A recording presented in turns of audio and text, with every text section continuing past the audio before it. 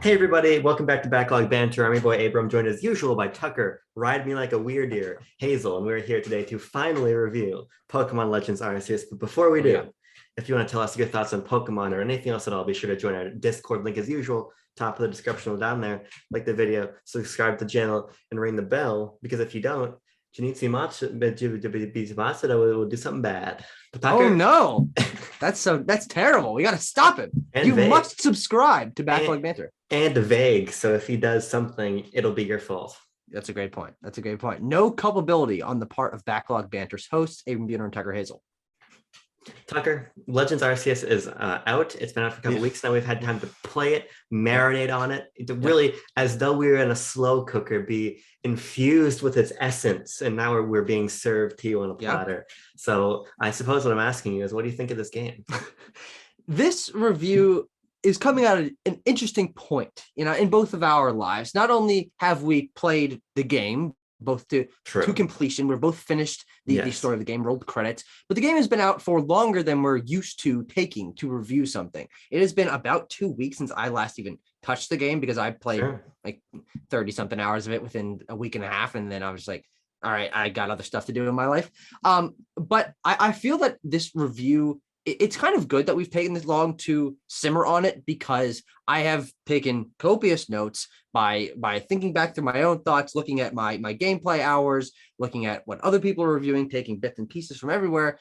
And the hype and the highs and the lows of the visuals and the combat being fresh and all this kind of, the gameplay experience being fresh have flattened out. People know what the game is, and they're on either side of it, seemingly mostly towards positive. This game is selling very well, and I am happy personally to be on the right side of history, in which my thesis statement about this game, I had a thesis statement on BSP. I fucking got one here too. That's my classic bit, that this is the best Pokemon game, but it is not my favorite Pokemon game, because I have a lot more emotional attachment to specifically Sun and Moon X and Y. Those are the two that are above it for me. But I do think that what this game does is, at least in my eyes, exactly what we wanted Sword and Shield to do for the series, that it didn't quite make that reach for. And this finally feels like the Pokemon Company stepping outside of their comfort zone, trying something pretty radically different from more ways than personally I was expecting, and coming out with a product that is like 85% of the way there to the best, to clearly best of its generation, best of the Pokemon franchise, all that stuff. There's some things that hold it back, but the positives, in my opinion, greatly outweigh the negatives. Yeah. I for a long time I didn't really know what to think of the game. I actually because I reviewed the game for Ninty Fresh magazine, so you'll see my full written review in Ninty Fresh issue 6, which means, by the way, I did get a free copy of the game from Nintendo for the purposes of review. Disclaimer. We are paid off. We are shills. Backlog Banter can be paid off for anything. Give me $20 and I'll say what you want. I don't like the game very much. Yeah, that tracks. Yeah, I don't like the game very much. I feel about this way about this game in a lot of ways that I feel about Sword and Shield, actually. Sure. I think that this is another great step forward. I think it is a really exciting blueprint for the future of the series. But I feel like in the context of Legends Arceus as it exists now, it does not take, I think, many of its new ideas to what I feel are their conclusion. And the way I think about Legends Arceus personally is that as an advancement of the Pokemon series, it's incredible. Yeah. As another action RPG, I think it falls very short of a lot of the other games in the system. And because of that, for me personally, I've always wanted Pokemon to get into the space where it is standing alongside The Witcher and Xenoblade and Zelda, not in terms of sales or influence, but in terms of design. Because Pokemon will always exceed all of those other games. Of course. But I always want it to be, I want the open world Pokemon game with the traditional quest structure and the action elements and the involved narrative and all of that. Yeah. And we get that. But I just think that through the lens of it being anything other than an advancement of the Pokemon formula, it's, in my opinion, in a lot of ways, it feels categorically below what a game like Zelda might offer in terms of fidelity, in terms of depth of mechanics and things. So for me, it's in this weird position where I had a good time playing the game, but after finishing it, I just felt fairly unfulfilled by what Game Freak offered, even though I love where this series is moving. Yeah, I think that is a totally fair point, and frankly, something that I agree with. I think what makes this game so interesting to discuss, as from the lens of Pokemon, people who have played all the Pokemon games, who consistently talk about Pokemon. Pokemon is very important to both of us. We actually, in preparation for the release of Legend Arceus, we released a Nintendo at Night episode about our opinion, our history with Pokemon, and how we talked about how these games are similar, but we have different connections and emotions to each. And there's a cycle of generations where new players are brought in. And all of this, frankly, the entire history of the Pokemon franchise has been consistently successful, consistently bringing in people, consistently connecting people, frankly, because, and I'm realizing this now in retrospect, there hasn't been that much change. People can easily jump from one generation to another and have a very similar experience. The games are a new coat of paint with a couple of new gimmicks, a couple of new mechanics. What this game does is place itself in a position that no other Pokemon game has been, because it is not as polished as any other Pokemon game in the series. Sword and Shield, maybe like there's a question to be begged there, but it takes Game Freak away from literally what they've been doing since the team was created. They have never done anything but this. I mean, small side projects aside. And now they're finally doing something that the rest of the industry is doing. And it's clear that they don't have their footing yet. There are missteps. It's not obviously visually, and we'll get into that, visually below anything else first party wise on the Switch, probably. Right. And even maybe since the Wii U generation. But I do think that what we're seeing here is a different side of Game Freak and a different kind of design philosophy that, frankly, in my eyes, makes the entire rest of the series seem dated in comparison. This is them stepping outside of their comfort zone in so many ways that it pales in certain areas, but I think it takes genuine steps forward for connecting to what the Pokemon series has always been about, which is the connecting with the creatures, which is you as a trainer in this world interacting with the people and the Pokemon. That previous games have been very quality. They've been some of the best looking games of their consecutive generations on handhelds. They've always been polished, but they've always been barriers to get to what Pokemon should be. And what this game does, this game, Legends Arceus does, is get a sledgehammer and break down all those walls. And there's a ton of fucking rubble everywhere, and there's some of the barriers still standing like halfway. You know, it's a war zone out there. But the fact that those barriers have been broken down, I think will be an amazing thing for the series going forward. But I think, in my opinion, are an amazing thing for this game because it allows it to be radically different, but contain the spirit that Pokemon has always had and allow that spirit to shine through greater than it ever has before. Yeah, I think what you're saying is resonant to me, but not resonant with everybody. And I think what's interesting with the direction that Game Freak decided to go for in this game is that they really did say fuck it to a lot of the core pillars of what Pokemon has been. Absolutely. In terms of battling is really decentralized here. Mm-hmm. I'm quite interested to talk about all the changes made to that system, but trainer battles are basically gone. It really a lot of there's no enemy team really to speak of. There are no gym badges to collect. None of this structure. There's no route structure. No route structure. There's no online battling. There really is. There's no breeding. So much of Pokemon here is missing. Yeah. And what they did is they said this game is about the Pokemon, and I think that's 100%. Where it's at its best. Going into a new area and seeing, my favorite is the Psyducks. I think the Psyducks are really funny in this game. Those dumb motherfuckers just lying their back on the shoreline with their mouth hanging open. You can go up and just like, you can literally drop a heavy ball down their gullet and just catch them.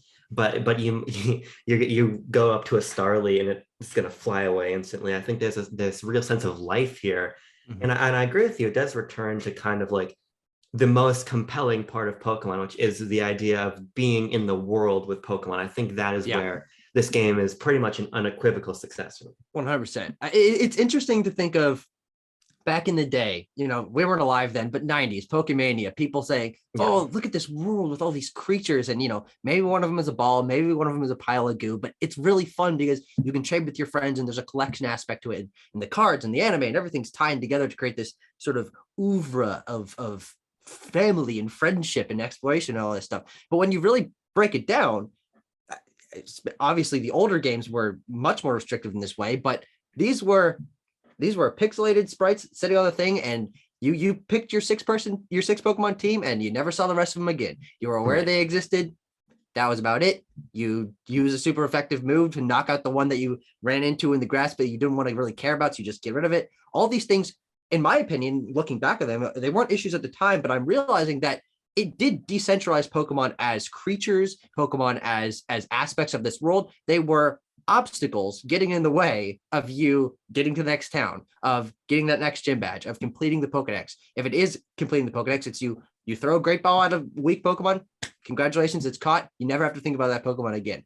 Yeah. Everything that this game does is take, as I said, take those barriers away and place the emphasis on that this is a world. You have to interact with it in a certain way. Pokemon are going to engage with you in different ways. You have to approach them in different ways. You have to utilize your moveset and your abilities and what you've unlocked in terms of smoke bombs and bait and all this stuff to properly engage with these creatures in this world that previous Pokemon games obviously didn't have, but I think is what makes this game so special for the Pokemon formula.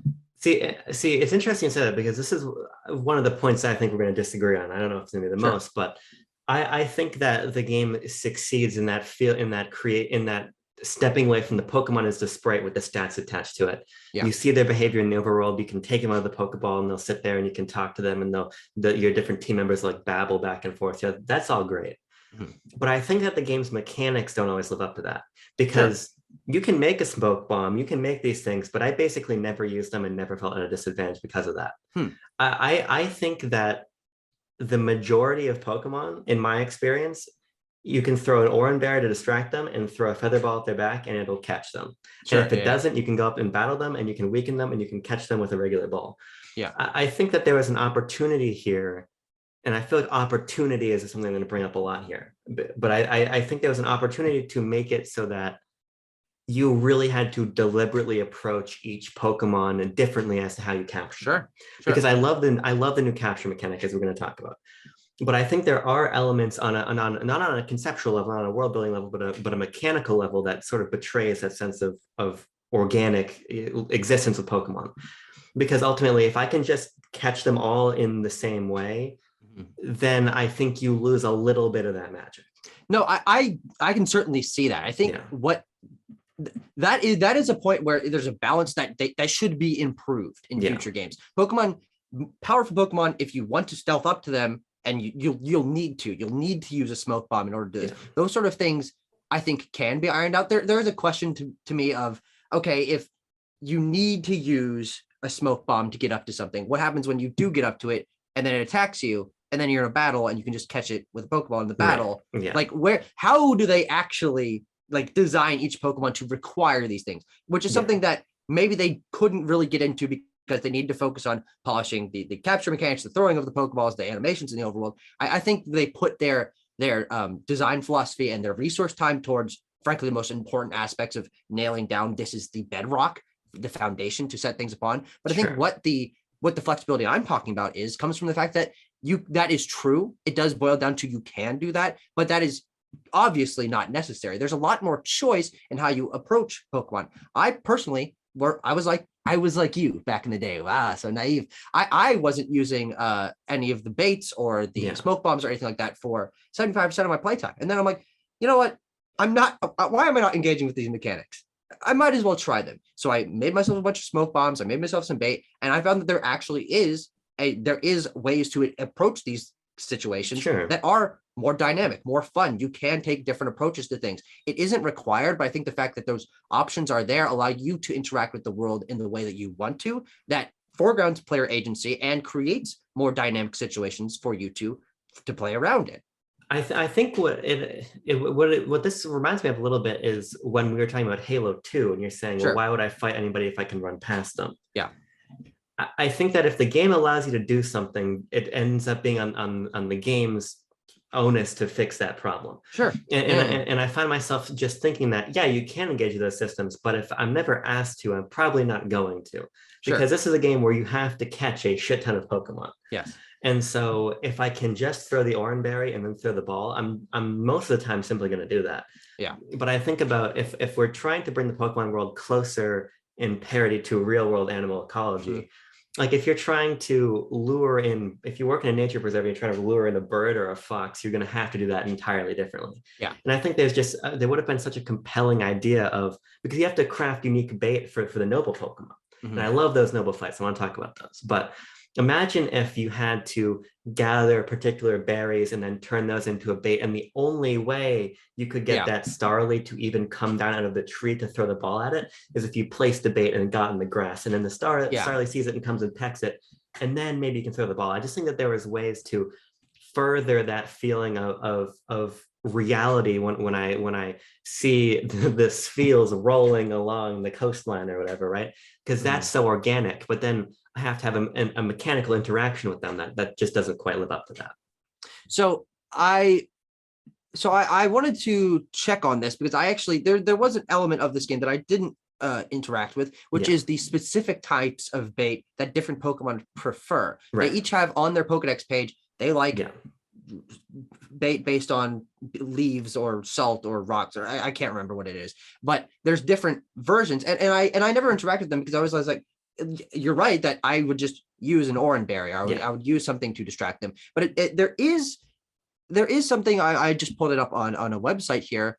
Each Pokemon has its preferred foods, and if you don't use one of these types, the Pokemon will be more likely to ignore the bait that you used if it unless it's one of its favorite foods. Like there is an element there that I you're right, it never forced me to interact with, so I never really did. But these baits in the game do exist, and I'm glad that they're there. But you're right that they should be more foregrounded. I think what this game chooses to focus on instead is the collection aspect and the emphasis on every action you're doing feeding into progression in a much more substantial way than any previous Pokemon game. Very, very clearly, at least in my eyes, through the focus on the Pokedex, which I think is, at least in my eyes, categorically the best aspect of this game. Everything funnels down to that, and it emphasizes the gameplay loop. It emphasizes player agency. It emphasizes connection with the world, exploration in ways that other Pokemon games couldn't. And I think that every element feeding into that, filling out the Pokedex,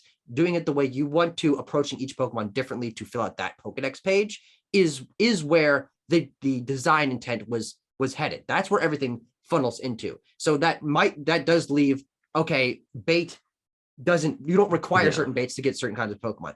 Sure, I wish it had done that. However, that makes getting that kind of Pokemon's Pokedex page filled out even more tedious. I think there was a lot of things where they took sacrifices on the connection to the world in the ways that you're talking about in order to emphasize the player agency. And it was sort of pros and cons game, which is where I think a lot of the choices of this game fall down to, where for me, a lot of them worked very well. For you, they might have taken away from some of the experience. But I do think that there was some clear design choices here where they're like, this is going to feel a little bit weird, but it is going to make this better. So let's just lean to one side. Yeah, it just the thing I just come back to is like it didn't either have to be a really basic idea or an incredibly nuanced idea. It could have been as simple as, you know what, the Carnivine isn't even going to look unless you throw a Lepa berry, you know. Like there would have been things to do to just engage you a little bit further in that respect. Absolutely.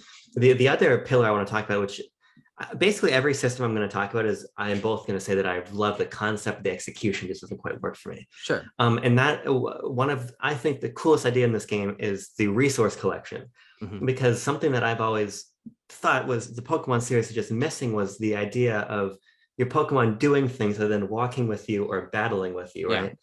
And now they can shake the trees for you, they can break boulders, they can do all of these things. But because I had an Arcanine on my team, I also had a Drifblim on my team. The Arcanine can smash the crystals while the Drifblim can smash the crystal, right? Yeah. It's because I think of the HM system, which is an antiquity of it, which didn't even really make sense in it's an archaic system. Yeah. But at least when let's bring it to BDSP, when a B-Barrel uses Rock Smash, it uses Rock Smash because like the physiology of a B-Barrel, it makes sense for it to smash a rock. Yeah. And then I'm just sitting on BDSP here. They use B-Barrel for everything else because that's the meme, and B-Barrel and BDSP can learn all the fucking HMs. Right. But it's the concept of the game. Again, it's so good at engaging your Pokemon in a more natural way, but it doesn't take the natural conclusion of, well, if I need to get something out of the high tree, well, then I should have to use my drift bloom because my Arcanine can't reach the berries, or Absolutely. the drift bloom shouldn't be able to break the boulder that's literally 30 feet tall to open up the pathway into the cave, because it's like it's a fucking balloon. Yeah, it's a balloon. Yeah.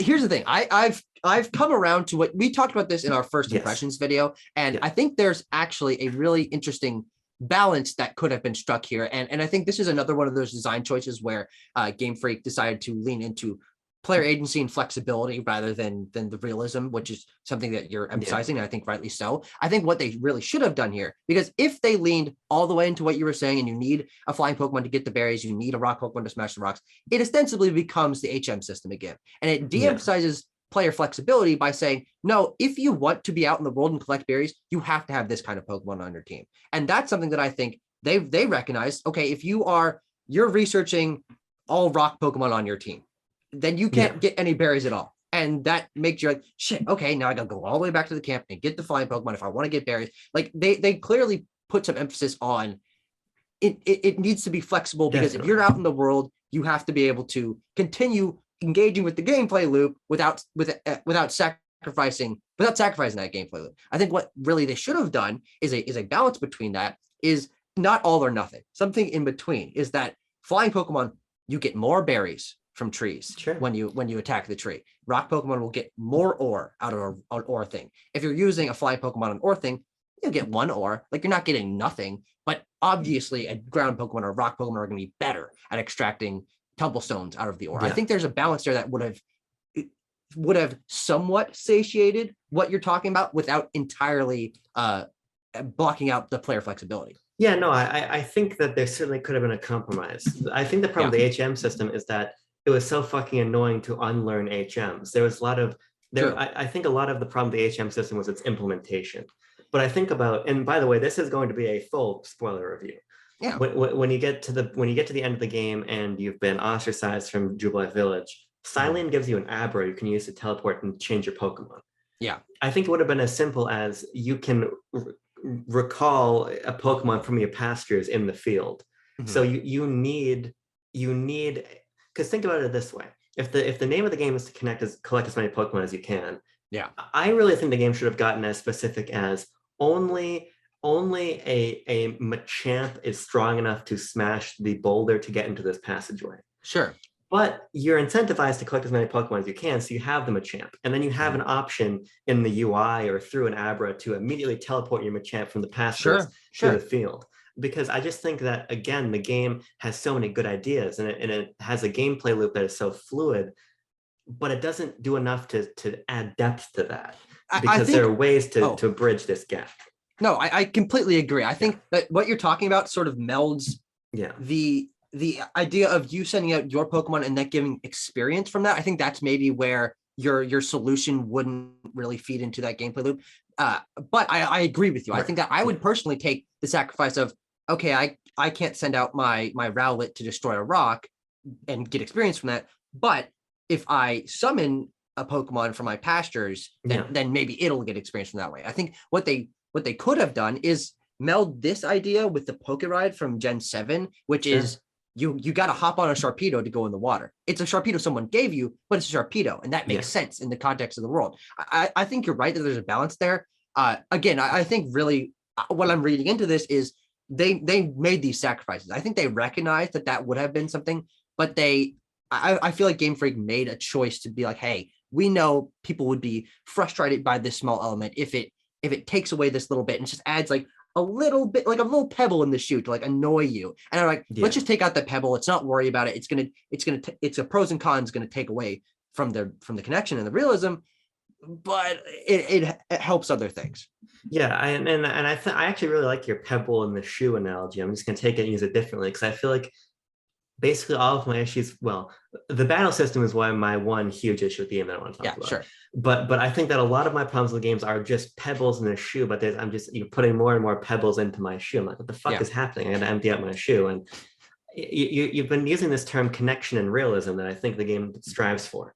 And I think that its most critical shortcoming there is the visuals. I think we ought to just get the visual discussion. Let's just do it.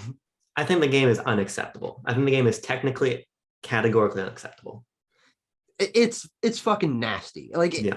I think really the good thing, quote unquote, of the game looking this bad is it does run well. I had almost no frame drops. I know that they wanted to emphasize getting around this world fluidly without having the frames drop. But this is entirely a symptom of this game should have come out this holiday season. It should not have come out now. It would have looked at least marginally better if it had another year to polish things up. But it's the worst looking Pokemon game. I think pretty much categorically. I mean, it looks better than Red and Blue because it's not black and white and it's not crammed into fucking 8-bit nonsense.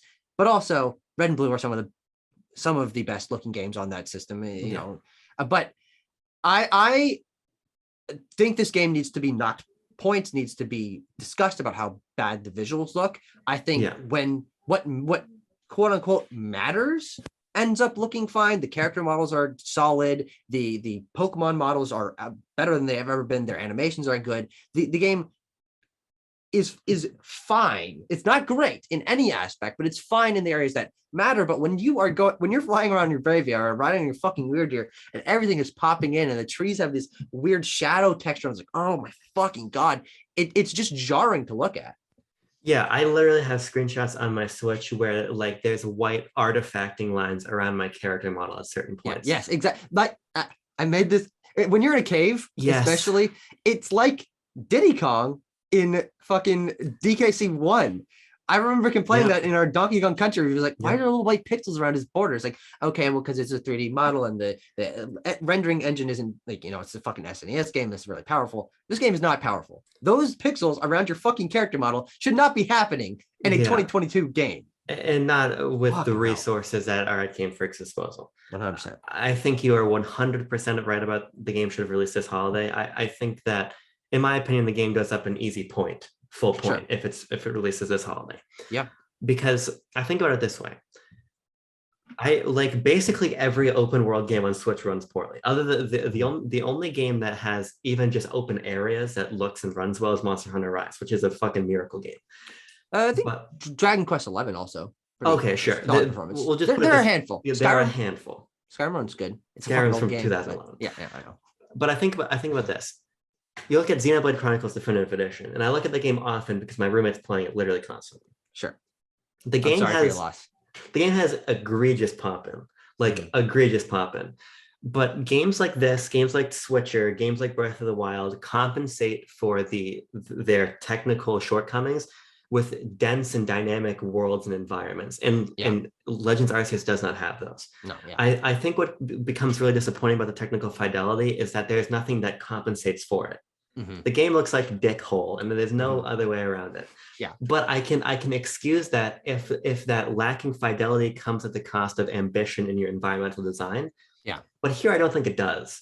It has ambition in that these areas are large, and there is space between the things that you're going to want to interact with, which is resources, which is Pokemon, which is the specific areas that you are heading towards. Yeah. But the areas are large because the world is large. Like physically, a planet is a large place, not because the world has a lot of stuff to actually interact with. Yeah, it's a very Twilight Princess Hyrule Fieldy in the sense that we wanted to bring the series to the open environments that you've wanted as an audience member, but we didn't know what to put in them. And I think that becomes the problem because there are some moments of interesting geography. Like in the Coronet Highlands, I accidentally fell down into a sunken cave in the ground, which I found compelling. Or you go to the Cobalt coastline, you can get to that shipwreck out in the corner. Yeah. But those are the exceptions, not the rule, right? If all of the maps were full of that stuff, then ultimately I wouldn't care that much that the game has terrible texture density and environmental density. But because there's largely nothing there other than the Pokemon, naturally, it just becomes like a question of why does the game look like this? Mm-hmm. And then I just find that really disappointing. It's presumably because this game was rushed in some capacity. I mean, frankly, and I think this is pretty obvious from the way that there's such a drastic difference between BDSP and this, is they wanted to put the two together to sort of complement each other. Straight up, as straight as you can get classic Pokemon game on Switch. That'll appeal to this audience. New Pokemon game, doesn't look very good. And granted, BDSP doesn't look great either, but it looks better than this, I guess. Ambitious Pokemon game, core Pokemon team, future of the franchise here. We have these two pillars next to each other. One of them, they're disappointing in some ways, but they'll both kind of push things up. But I think that having the two next to each other just actually kind of shows the flaws in each. Is this game released to compensate for BDSP, but it shouldn't have had to compensate for BDSP. That game should have been better, and this game should have had more time in the oven. Yeah, because BDSP sold like crazy numbers. It's like it's climbing super fast. BDSP could have carried the Pokemon's bottom line through until this November. Easily. Because it's not just a question of, ooh, game bad, graphics, game bad. Yeah. That's not where I come at it from. Because I play a lot of old games. We both do. We play a lot of games that don't look good but are immersive. Because you have to contextualize when the game released and what its limitations are. But when I contextualize this as a 2022 Switch game, I think about all these open world games that we name dropped, right? And it's not that, and that hurts my immersion when the concept of the game is to immerse me in the sense of a real Pokemon world. Yeah, and that's where it becomes the issue. Oh, easily, 100%. I mean, that's the biggest problem that this game has, in my opinion. It's really one of the only things that really take away from it is feeling archaic in the way of the game doesn't look good. I think another one of the big things that takes away from it, coming out in the year of our Lord 2022, it's fucking surrounded by this year's gigantic games, Horizon, Starfield, Breath of the Wild 2. Like, these games are coming, and they're going to be infinitely more impressive technically than this game. But also, this game doesn't have fucking voice acting, and Pokemon has never had voice acting. And I think the reason that this sticks out so much is because this game, in my opinion, has better characters than any other previous Pokemon game. The cast is much easier to connect to here because you're interacting with them more frequently. There are more interesting character dynamics and histories between characters. There's a more focused story here in a more interesting context of a world of people who are afraid of Pokemon and have this religious subtext, which we'll talk more about the story. But what I'm saying is this world that they have created with these characters and the lore is interesting. It fits into such a fascinating slice of Pokemon history, of characters being descendants of our ancestors of characters that we know. Like, I, as a Pokemon fan, am fascinated by what they've created in the world of Hisui. But unfortunately, you can't fully connect to it because it doesn't look good. The reason I don't hate this game because it looks bad and it takes away from my immersion is because I still am able to, as a Pokemon fan, immerse myself in, this is a Pokemon game. I know this Pokemon world. I want to get to know these characters. I want to know what the thing is going on in the background with Almighty Sinnoh, all these things. But then you got to balance that with the visuals. And it's very frustrating because, as I'm saying, I think this game does a lot of world building and character stuff better than most Pokemon games, but all other Pokemon games have looked better than this. Yeah, let's just talk about the story, because I feel like this is probably the aspect of the game that I'm most happy we waited to do this review because of. Sure. Because I feel like my thoughts on the story have come around to this.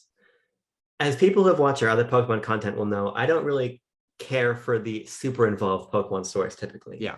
But that's because I think that they are largely gobbledygook. Yeah. I think when they're the most interesting to me is like when it's Black and White 1 and there's sort of like the ethical debate that M brings up. And I'm like, oh, now it's not just like fucking Nebby in the bag and the horse shit wormhole dimensions or whatever. Now it's like we're interrogating the very foundation of like the series and storytelling. This is cool. I actually think Legends Arceus does a very similar thing. I find it is very JRPG to the time traveling amnesiac who wakes up to save the universe. Yeah. But I think that the fact that you're not going after the gym badges in fighting the evil team allows us to take a fresh lens to Pokemon and really think about it through the idea of like, what happened before the time that Oak tells us about where Pokemon and people live in harmony? Like what's going on there?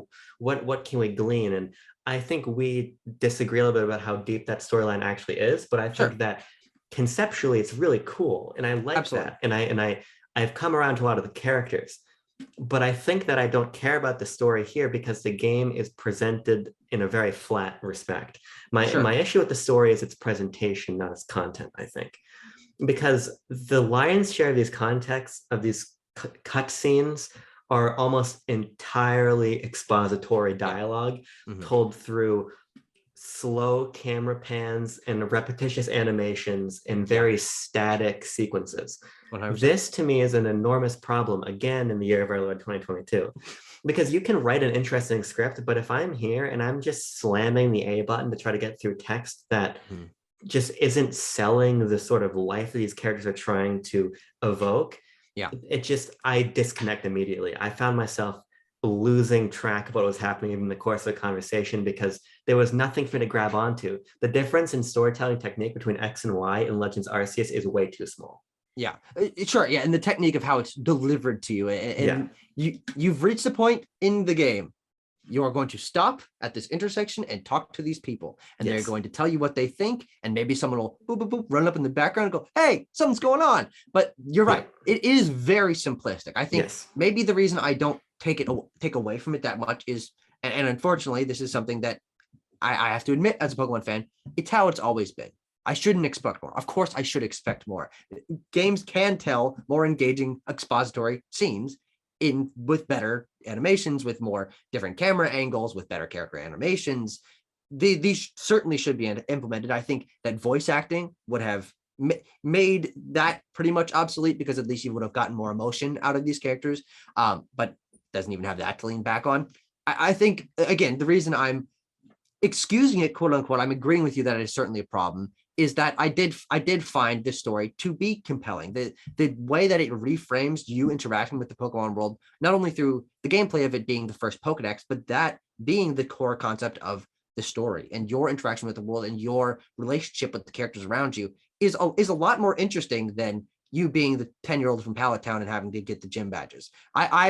I'm tired of that. I'm tired of even having to defeat the Elite Four, of you being the very best. No, you are actually actively assisting with the town of Jubilee Village. You are doing these side quests, which vary in depth and quality, but I think they're all at least solid. But sometimes you'll get one where you have to help two people who are having this problem, and only a Pokemon can fix it. And if you connect to the Pokemon and realize they're not that bad, then the world can be swell. And I think that it's an interesting background for why you're doing any of this. Interesting enough to where I connect to these characters, and some of their moments are more memorable than almost anything from the rest of the Pokemon franchise. I think about that when you go out to the Cobalt Coastlands and you have to help Iskin and Palina, and they are from the Diamond Clan and Pearl Clan, and they can't really say that they have like a thing for each other, and she's got to take care of the son of the previous a noble Arcanine that is a sort of scaredy cat little Growlithe, but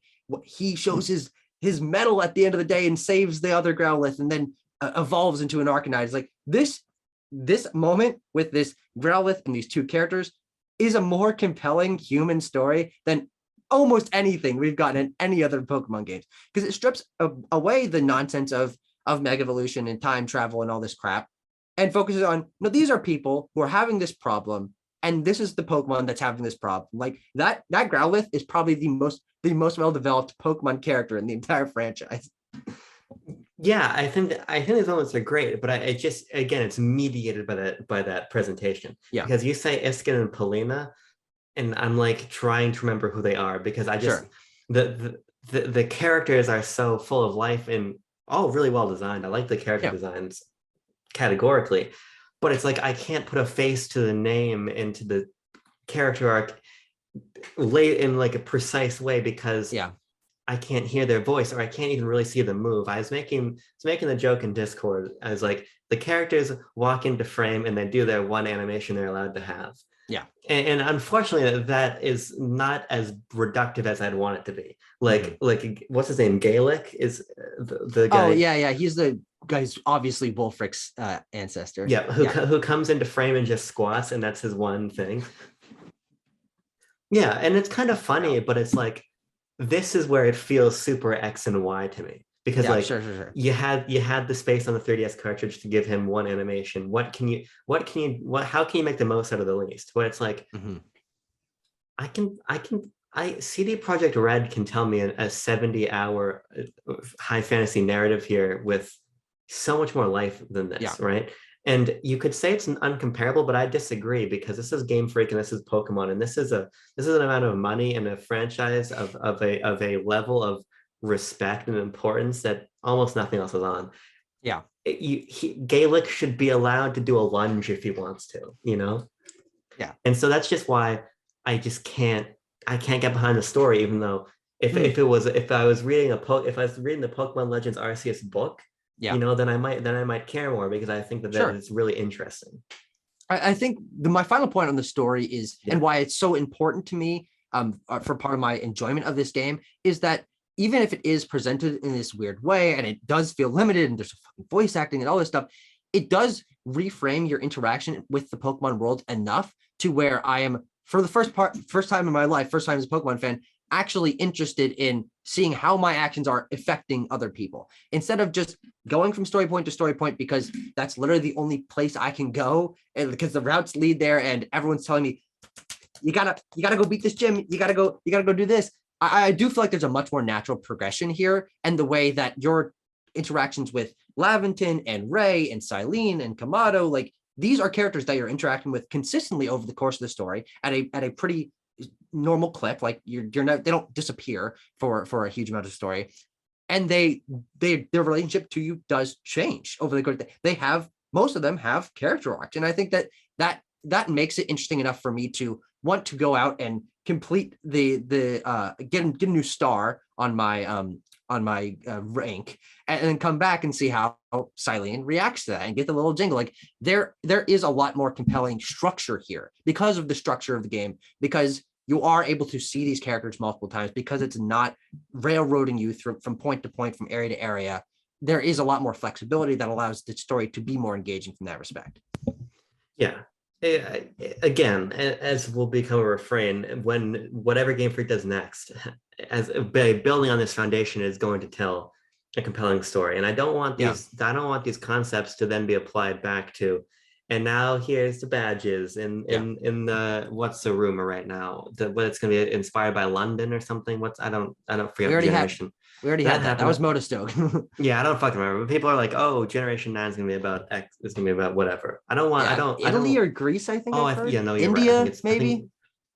The point is, don't take these concepts and then squander them on another traditional story. Mm-hmm. Where do you want to go next? Because I was going to say nobles, because they're tied into the story. Why not? Yeah. So Hamana story connection, nobles, Hamana. These are really cool. The noble battles. Yeah.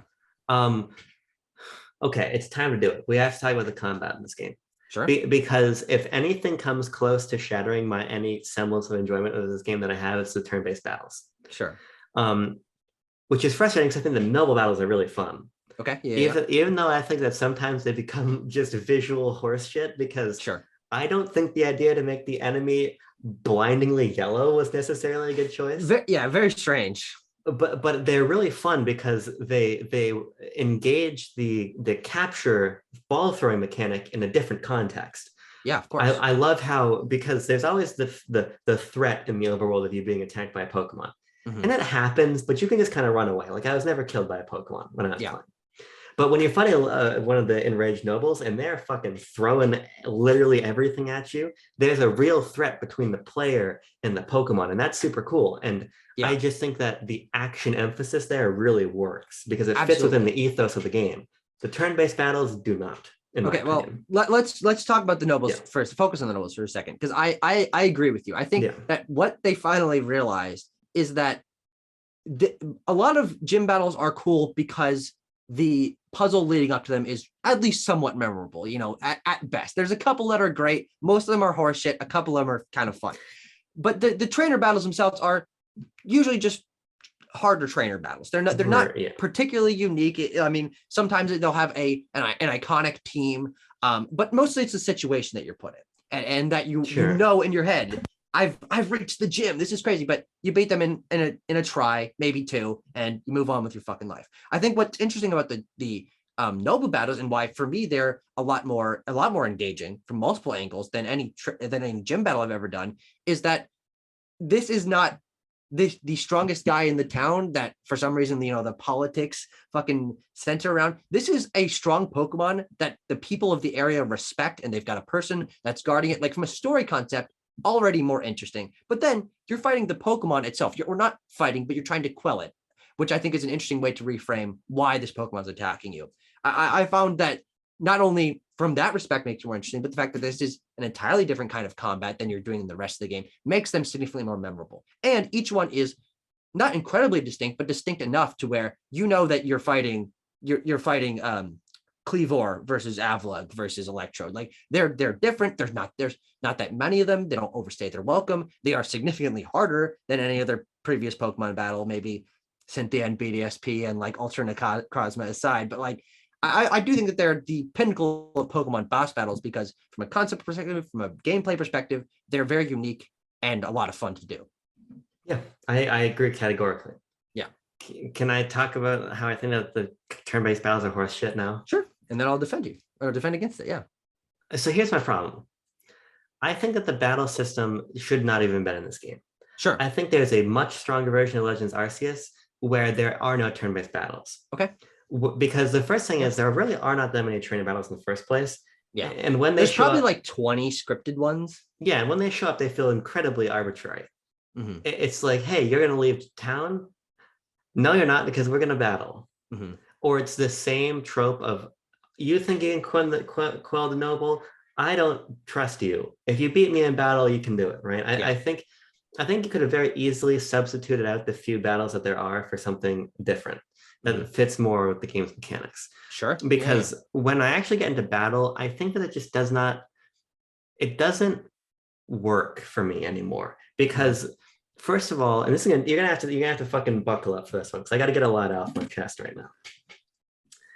First of all, the battles compared to what they were are incredibly reductive. Yes. There are no held items. There are no abilities. And a lot of status moves have either been completely recontextualized or made largely useless. You put a Pokemon to sleep, sometimes they're just awake. They're like drowsy, but not drowsy enough to not attack you. So there's a lot of weird changes there. If you can give yourself a stat boost, then it's just going to wear off in a couple turns. Yeah. I think the problem with this is that the other changes to the battle system all funnel to the sense that battles are really, really basic this time around. Sure. Because first of all, everybody does a fucking acre of damage with every attack. Battles are very quick. You hit a Pokemon, you're probably going to KO them. If you get hit by a wild Pokemon, doesn't matter if it's 15 levels under you, it's probably going to do half your health bar. The issue there is that all of a sudden, already I'm not really incentivized to use these status setup moves because they don't work in a more permanent and concrete way. Yeah. And then you add in the fact that I'm not even going to survive long enough most of the time to actually make use of the things I've set up in the first place. So I'm in a mindset where all I'm going to do when I set out a Pokemon is I'm going to shoot for a super effective attack and try to knock out the Pokemon and be done with the battle. Yeah. And I think this is disappointing because part of what makes Pokemon distinct is the ways that you can strategize with them. And you can make a team around Rain Dance. And my Ludicolo has his Rain Dish ability, so I can send him into battle and you set up moves and do all this stuff. And you can really feel your Pokemon come to life in battle. Here, it feels like I'm going to send in my Leafeon because my Leafeon has Leaf Blade, so it's going to kill the rock Pokemon. So it becomes a means to the quickest end, because if I try to do anything else, I'm going to get rolled. And then you add in these styles, which I think are largely superfluous, and they contribute to this rigid turn order in which speed becomes the single most important stat in battle. And my problem with this is when you're fighting an alpha Pokemon, which is one of the only times you need to actually strategize in battle. If your speed stat isn't high enough, your starting Pokemon will get knocked out before you can even pick the move you want to use. So much of the changes to battle remove any degree of strategy or agency to where it might as well be Final Fantasy 1, where you have attack and defend and item and nothing more than that. And to me, that is a humongous disappointment as somebody who really does love Pokemon battling. So I think this is actually where we're going to disagree the fastest in this game. Sure. Because, and I'm actually going to tie this, we're using threads, we're using themes through our conversations here. This is something that for me, in the entire Pokemon franchise, ties back to this stealth mechanics in this game, combat in Halo 2, whatever thing of the game. No Pokemon game, at least for me, and I've played almost all of them, or all of them, they've never incentivized me to strategize. Never. I don't use status effects. I wipe my team's movesets clean of anything that's not an attack move, and I go for the super effective moves. I've always played every Pokemon game like that, and it's always worked. There's really no gameplay incentive for you need to have to know how to do this, or else you're not going to be able to progress. So I never did, because I never liked the battles. They went on too long. They were super repetitive. They never felt like I needed to strategize. So I just would always mash A, throw out the Pokemon that's super effective, mash A, use a super effective move, it'd be done with. That's how I think that's how a lot of people play Pokemon games. Of course, maybe I'm just projecting from that, but that's how I've always done it, because for me, Pokemon battles have never been fun, and I never want to interact or engage with them in any deeper level. So I'm getting them over with as fast as possible. What I think this game realizes is that a lot of these things are interesting in multiplayer concepts, in higher level battles, but for the quote unquote day-to-day interaction with the Pokemon world, for knocking out a Starly, for taking on a group of Pokemon, for catching them, they're not really that useful. You're going to get a Pokemon down to red, and you're going to throw a Pokeball at it. You're going to maybe use poison on it. You maybe use paralysis, but that's about it. And I think by stripping it down and focusing it to, this is a single player game, this focus on catching, they realize that these extra mechanics are not very useful. And I think what they instead lean into is these battles are fast. They're going to end really quickly. Pokemon do a ton of damage, and everything is focused around that, which I think feeds better into battles being fluid. You always having a sense of momentum of going through the world, of being able to catch a ton of Pokemon a lot faster than ever. There's obviously no battle transitions. There's no battle animations. You don't have to sit through the fucking experience screen. All these things are fast, aggressive, fluid, and the battle system reflects that. It is, I think, entirely different, obviously a different kind of battle system, different kind of battle focus from previous Pokemon games, but I think it much better fits the style and pacing that this game is going for. If you have all these options of using fucking rain dance and setting up Trick Room and all these things, which I believe some of them are in the game, but I never interact with them because I never have in Pokemon. It is a layer of options, but they are relatively superfluous for the majority of the gameplay experience. And that's why I think that this is, frankly, for me, the best the Pokemon battle system has ever been. I've never used held items. Abilities, I think, are the one thing that feels a little bit weird to be missing. Yeah.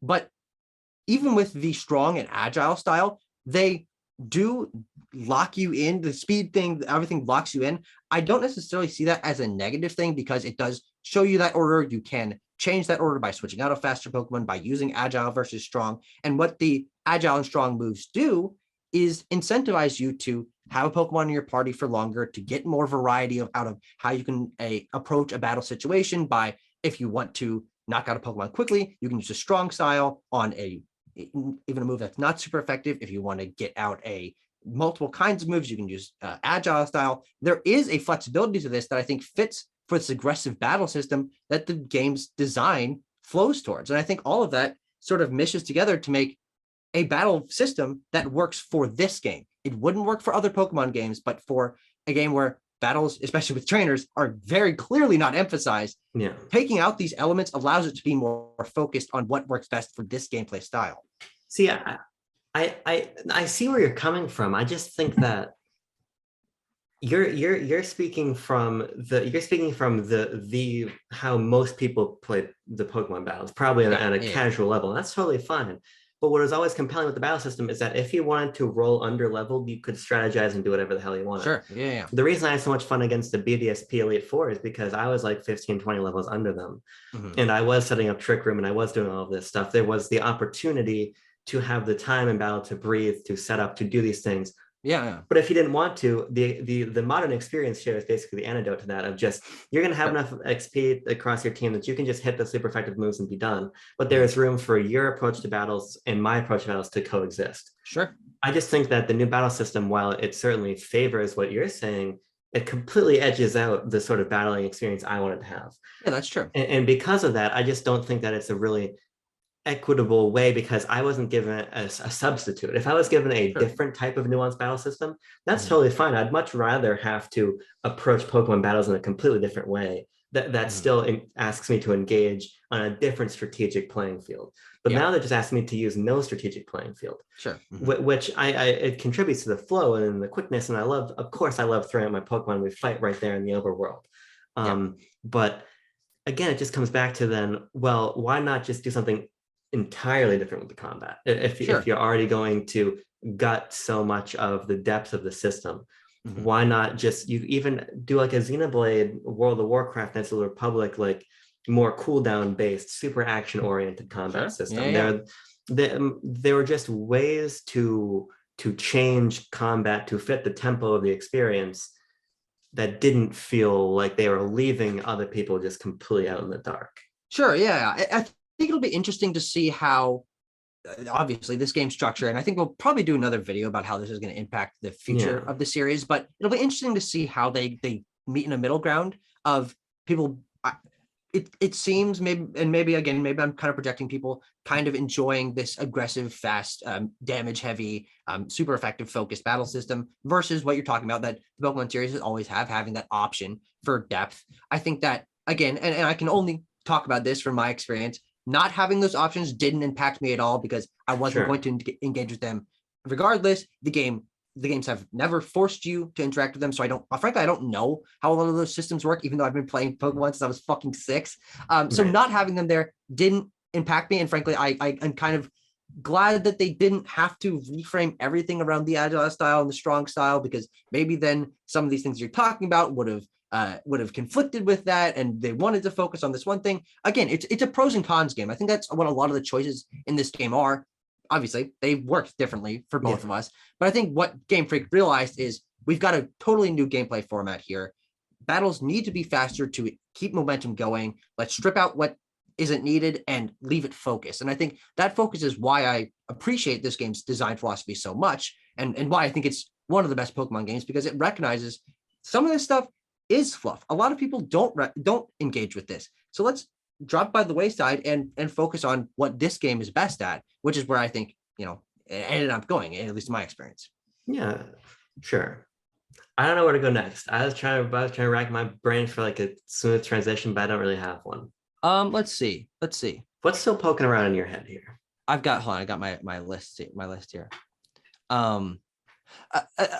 Actually, talking about the streamlined nature of this game, I do think that is probably its greatest strength. I started off my thesis statement talking about the fucking sledgehammers and the breaking down of walls, and I think what this game did for me is do what I always wanted Pokemon to do, is focus on the catching, the Pokedex stuff, which I think is fantastic in this, and put emphasis on everything that you're doing. Pokemon battles in the past, again, were kind of just walls. You want to get from one area to another, okay, you're going to have to fight through 10 Starlies and Bidoofs and fight 5 trainers along the way, none of whom who have interesting teams. You're just doing it because it's stopping you from getting to the next area. But in this, there's genuine incentive for the progression of the game and the mechanics of the game to have you battle 10 Starlies. That actually adds to the progression of the Pokedex. You are always rewarded for completion. You're always rewarded for engaging with even the most minimal aspects of the catching and the battling and the gameplay in that way. And all those feed together into the Pokedex, which I do think allows you to connect to each Pokemon more specifically. They're more memorable because you have to spend more time researching them. No Pokemon is left by the wayside at all. And I think that because the game is so fluid and you have the options to throw at any Pokemon to have them to go collect a Tumblestone. You can press X and throw down the thing and dive roll through the grass and throw a Pokeball at another one without battling it at all. There's such a feeling of fluidity here that just takes away all the walls from the previous Pokemon game and focuses on the creatures and the world and you as a trainer choosing how you want to approach situations. I think that's just absolutely fantastic. Yeah, the game flows so well that you forget you're even doing anything, which I think is to its benefit. You can just be throwing a Pokeball and then walking in the other direction, and you'll catch that Pokemon behind you, and you'll be on to the next thing already. And for a little while, I was like, well, does this just completely remove any layer of satisfaction from the experience? And I felt that for a little bit, but in the end, I don't really think that way, because I think that there are enough more like tactile challenges to overcome to where there's a nice sort of mix up between, hey, I'm going to go catch a bunch of Pokemon off the feather balls, but then, oh my God, there's an alpha Empoleon, so I'm going to go stop everything I'm doing. I'm going to go fight that. I'm going to have to engage him in battle head on. He's probably going to knock out half my team, but I'm going to get him down to that health bar. By the way, the Empoleon killed itself, unfortunately, when I was trying to fight it, which I was really pissed off about because it kept fucking double edging to death, which was annoying. But there is a nice feeling of every once in a while that they put a stick in your spokes of the gameplay wheel, which I think is effective. Sure. So it ends up you have to remain engaged even when you're going on autopilot, and I find that to be really, really good. But no, this is a like an adjacent but. Okay, sure. Yeah. I want to talk about traversal in the game. Sure. Because I think traversal is good except for when it's bad, which is a giga brain thing to say. Yeah. I think that the trainer should be able to swim and the trainer should be able to climb. Sure. Should the trainer be able to swim out into the ocean for miles and miles and miles, all the way out to the volcano where you meet the Growlithe balls? No. No, of course. But should he be able to swim over the little river? So when I fall into the river before I have vascular, he doesn't go like a Pikmin and then die? Yes. Mm-hmm. It's an issue that ends up being less frustrating by the time you have all 4 of the ride Pokemon. 5. Bravia. Oh, right. Because Arceus is basically the item finder, so I forget Arceus. Yes. But I just don't think that the trainer without the ride Pokemon feels especially good. Sure. Yeah. No. I mean, that's certainly a good point. I think a lot of it for me feeds into the idea that you do feel at odds with the world when you don't have before you have the ride Pokemon, and it makes you feel like you have drastically improved your moveset, drastically increased your engagement with the world and exploration value when you get them. I think it's a problem that decreases exponentially, obviously, because you get those options and you barely have to be on foot once you've got the ride Pokemon. And I think for the most part, all the ride Pokemon control very well. I like using them to explore the world once I have them. Yeah. But I feel it's intentional that they stripped back your moveset all the way. Again, compromise, middle ground. Yes, you should be able to swim just a tiny. You can swim a fucking tiny bit, barely at all. You've got like 3 paddles before you drown. It's essentially useless. Yeah. And you can't climb at all, which I can understand. I don't really think that's too much of an issue because it's not like you have to go anywhere. You can turn around and go the other direction and find something else if you can't get up a hill. But then you get Sneasler and you can go up that hill. I think they designed all this or in a way to date you off from certain things, to allow you to be able to revisit areas once you progress to a certain amount, so areas don't grow stale. There was a design intent here that I think works on the whole, but I can see why the extreme limitation of it is frustrating for the first 15% of the game.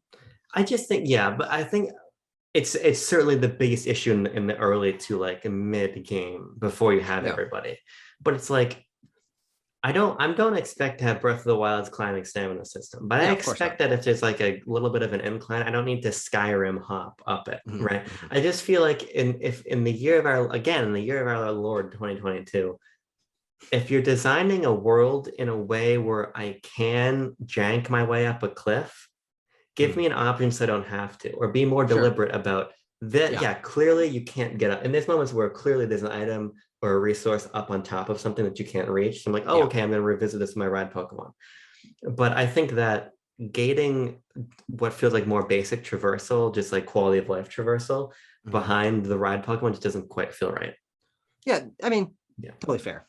And Braviary, I don't like Braviary.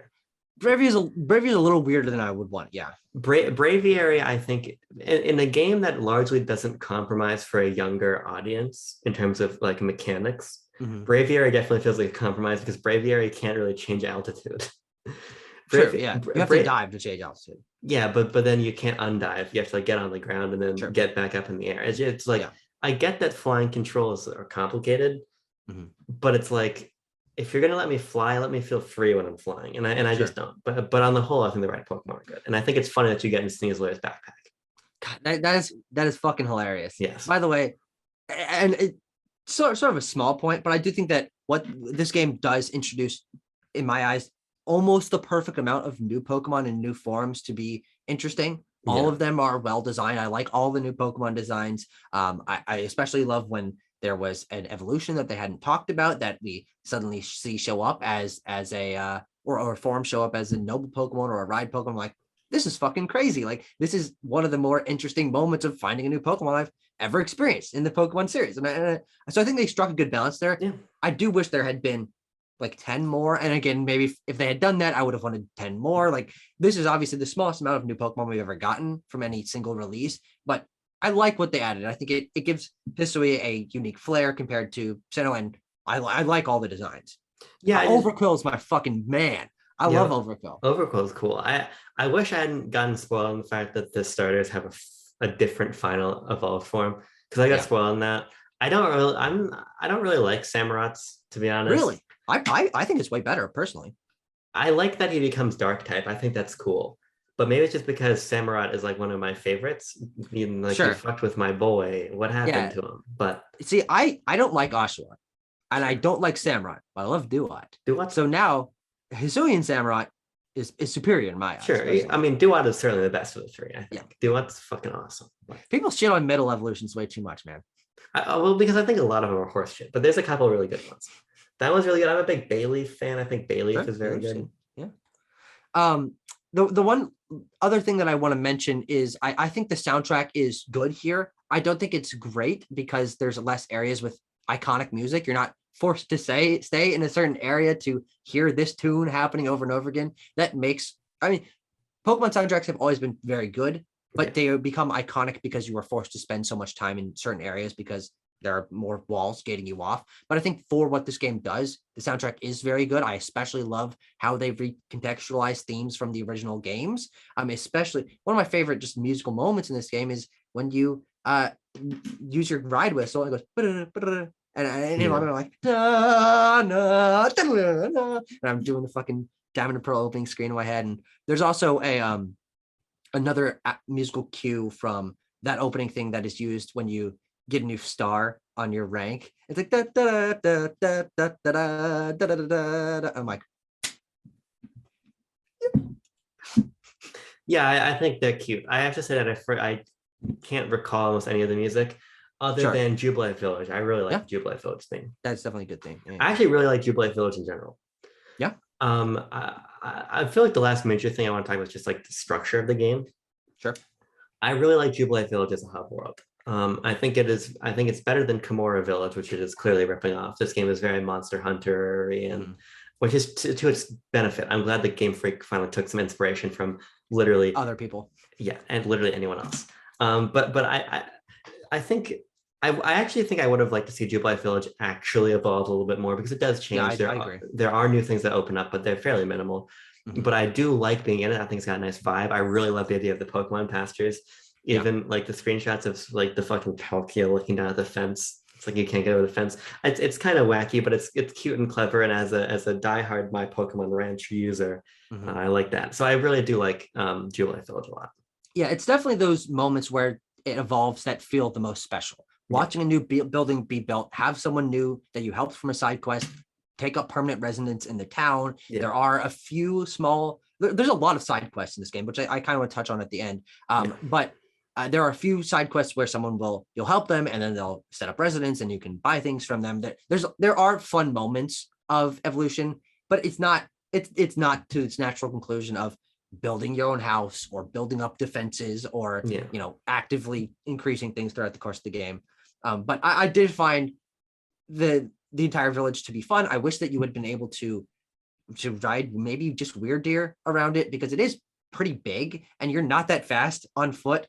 So I'm like, I gotta go all the way to this fucking other side of this to look excited to run. But like even just the small story of like what is it, Choi and Tao Hua, did you do their side quest where they're the two dueling merchants? One of them is in the merchant guild and one's the merchant across from the guild, and they don't want to directly talk to each other, so you got to go between them and like give him this so it unlocks a thing up there, and he's like, God, he's being really annoying. Like there's a nice vibe to the village where each character does. There are some characters with personality. Not everyone in the town has a specific use, but it's big enough to where it feels like an actual place. The buildings are unique enough.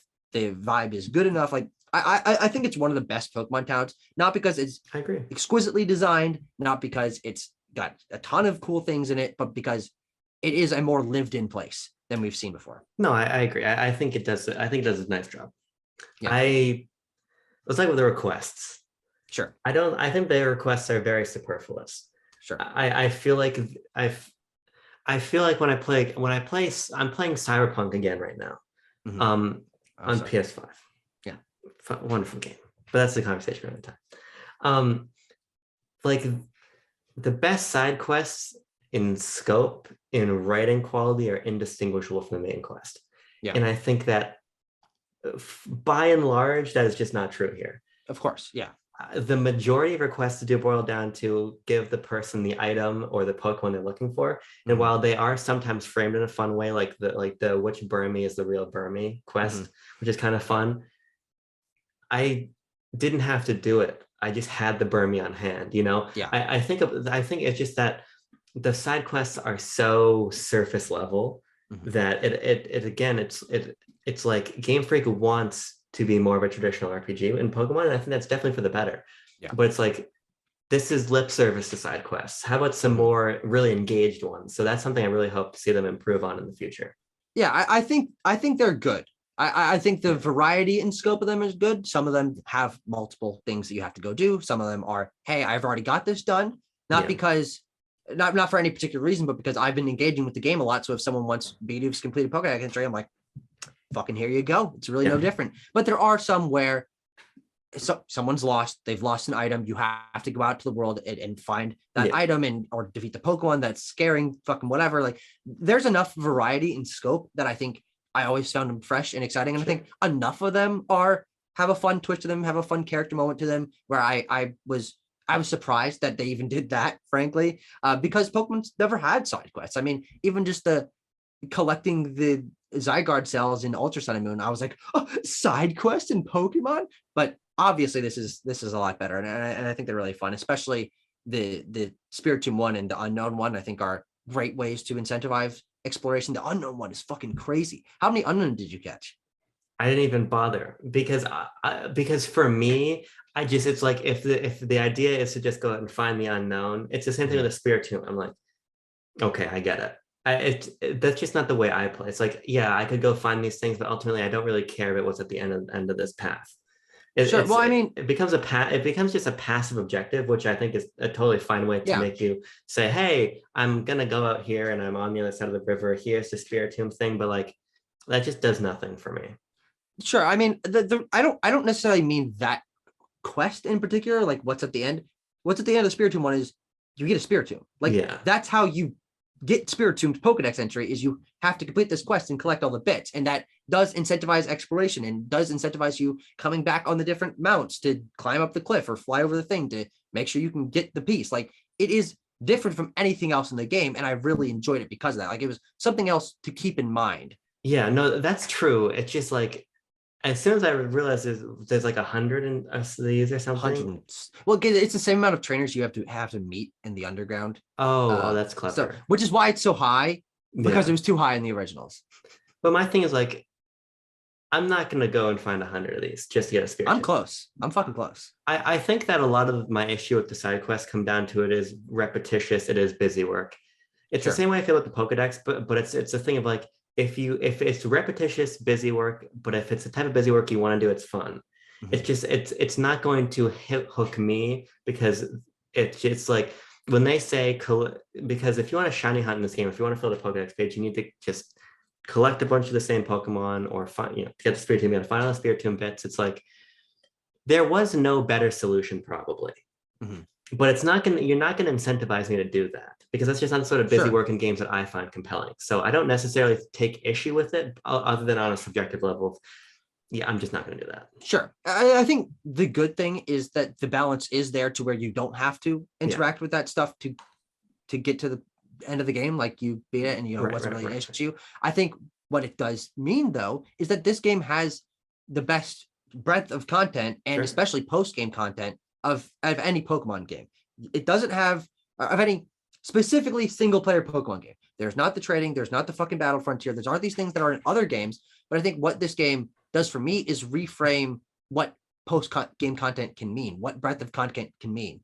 There is completing the Pokedex, but completing the Pokedex is an actual challenge in this, and you have to explore the world and find this Pokemon and keep it on your team so you can see it use these moves and see it do this many agile moves. And there is a flow here that I think makes this game a lot more exciting to engage with and dynamic to engage with than any previous Pokemon game. There's a range of freedom in, you want to research this Pokemon and this Pokemon, okay, have one on your team so you're seeing it use moves so you can fill out its dex while you're defeating other ones, which shows out that Pokemon's dex. Like, you can approach it from so many angles. Like, it's really flexible to how you want to approach completing the Pokedex, and it's actually substantial. If you want the Pokedex entry for fucking Chatot, no one gives a shit about Chatot. I kind of like Chatot.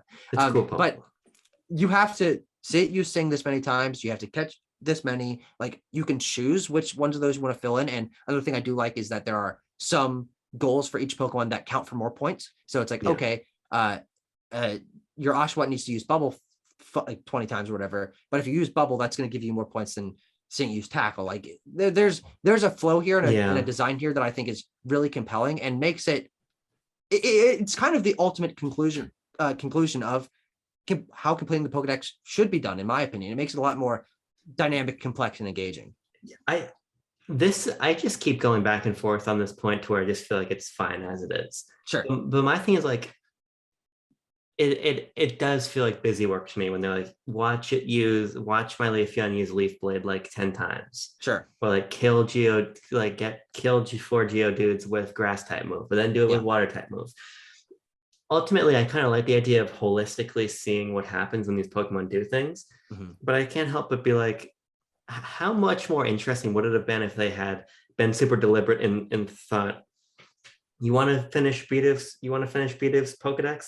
Well, you got to go down to the river and help it build a dam and see it and watch it in the dam. And maybe you pull in elements of Pokemon Snap and you have to take out a camera and see what it does. I think that there would have been ways to more organically do these things opposed to just checking boxes. Although at the same time, I kind of like what the box checking does. But for me as a player, I'm simply just, I refuse to do that. I would have liked a more actually analytical lens as to how these Pokemon operate. Take some Snap, put Snap in the main games. No, that would definitely be better. I will not argue with that at all. I do think there is some elements of that in there. In certain Pokedex entries have an option for, if you complete a request related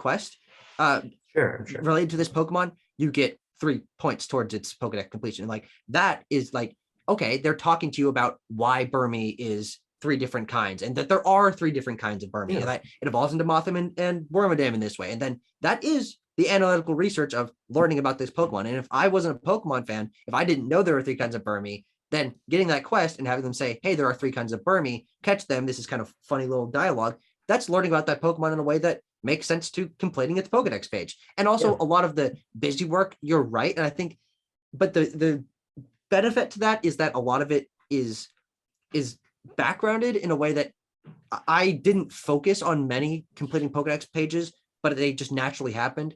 If you want to complete the Pokedex for Geodude by defeating 10 of them, you're probably going to defeat 10 Geodudes over the course of the game, and then you'll have its Pokedex page. Like, it continues incentivizing engagement throughout the course of the entire game, which I think is a nice way to balance it.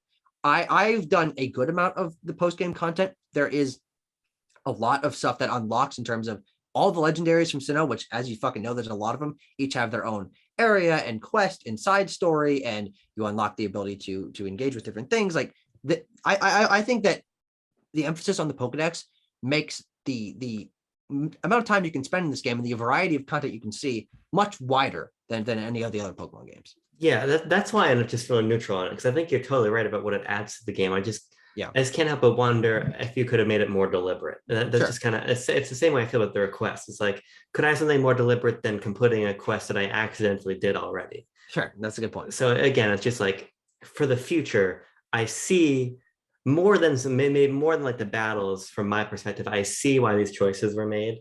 I just don't know if they were the strongest choice you could have made. Yeah. Anything else? I like the trainer customization, kind of. Oh yeah, it's good. Yeah. I think it's outrageous that you can't pick from more than like one hair, like a couple hairstyles and like one skin, like one at the beginning. colors. Yeah. Sure. Or like, why can't you have a different body type if you're not like just like skinny person in real life. Yeah. Why can't you have another body type? I Totally think fair. Pokemon needs to just have an actual character creator, but I do really like the clothing options. Is there anything else we didn't say? I like feather balls. I think they're kind of neat. Yeah, the Pokeballs are interesting because Yeah. it makes them feel more different than in previous games. Yeah. Is they're actually useful. It's useful to get a stronger get a great ball versus an ultra ball because it's a higher chance of doing it, but also it costs more to get it. You have to actually it's more impressive to make an ultra ball than it is to make Yeah. a Pokeball versus spending 100 Poke versus 400 Poke in the fucking Pokemart. And also the heavy balls and feather balls have situational use that I think makes them different and fun to use. Like you actually have to engage with the game differently to use different kind of Pokeballs. I'm stupid. I just never use the heavy balls because I could never arc them right. I hate the fucking heavy balls. Well, because you have to use the stealth. You have to use a smoke bomb that combine that with a heavy ball to sneak up behind the Pokemon to get a better chance of catching them. See, but then my thing is like, but I can also just stand in the grass from 100 feet away and use a wing ball, and I can still get the back bonus. Yes, true. No, of course. Yeah. So, yeah. Just a different strokes. Different stroke for the folk. Yeah. But Tucker, you want to talk about anything else? You want to give some closing thoughts? Call it a day. Yeah. Let's call it a day. I think as I've talked about this more and more, I've realized both that you are right and this game is more flawed than I maybe thought. There are choices that personally didn't matter to me, but that are problems that other people might experience.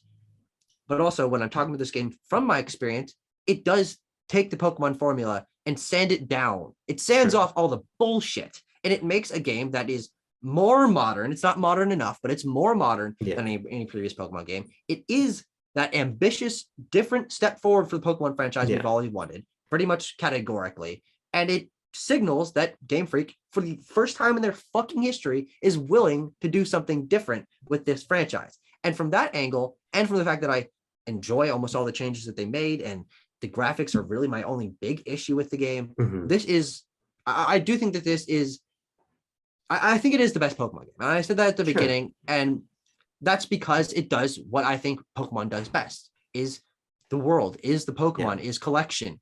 And this game does that better than any previous Pokemon game. And frankly, it makes me honestly never want to play an old style Pokemon game again. Like if they make a routes and gym badges game after this, I'm going to be a lot more critical on it than I would have been in the past when Gen 7 came out, when Gen 8 came out, because I know they can do something better than this that frankly works better for the Pokemon formula.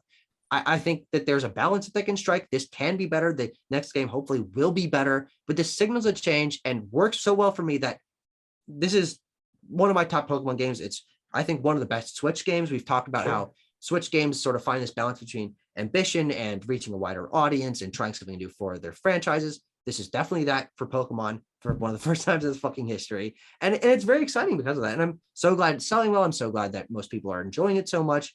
I'm fucking happy camper all around. Yes, you should be. I wish I was there with you. It's just like, the game simply didn't work for me. I found myself really loving it for the opening hours, but I felt like the more I played, the less new I was discovering. The more I felt like the mechanics were not growing alongside the strength of the ideas. Yeah. This is a game of amazing ideas, but I just think it's also a game of lacking execution. Sure. And because of that, when I talk about wanting the open world Pokemon game that we've all been talking about, I think that this game talks like it is, but doesn't walk like it, because I just want Pokemon to be better than this from a follow through perspective, because they can. Because if this game released in November, I think it would be significantly better. I don't think I would throw out a Pokemon into battle and the camera just ends up somewhere else in November. It just feels like, again, the Pokemon Company didn't give Game Freak the time they needed to bring these ideas to their conclusion. Because if this game looked better, if they had the time to script out some more engaging side quests, if they had the time to tweak Pokemon behavior some more, I think they could have genuinely made a game that I was singing the praises of to the same extent that you were. Because this is a game I've always wanted, but it just didn't hit for me. Yeah. I'm hoping the next one does, because again, and it'll probably come out sooner than it should. And so it probably won't actually take all these ideas to heart. But I want Pokemon to walk and talk like it's Breath of the Wild or The Wild Hunt or Xenoblade Chronicles. And it just isn't. But it is so much closer. Yeah. So I can at least take solace in that. It's so much closer than it was. Good God. Tucker, it's been a real fucking humdinger, hasn't it? Oh, a humdinger. Oh,